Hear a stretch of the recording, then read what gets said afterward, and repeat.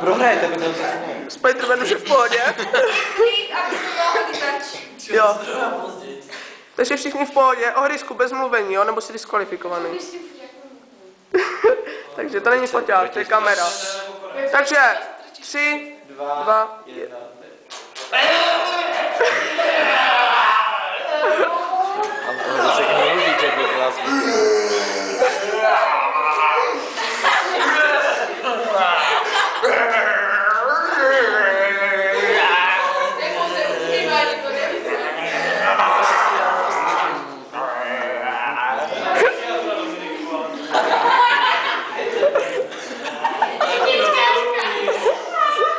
Spider-Man, jak se cítíte?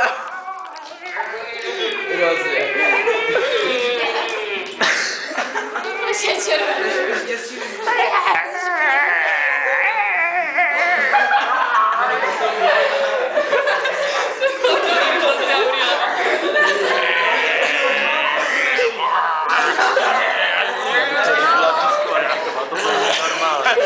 Chápeš to?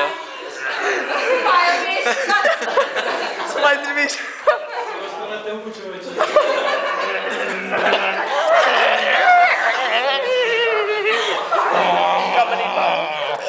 Jsi diskvalifikovaný.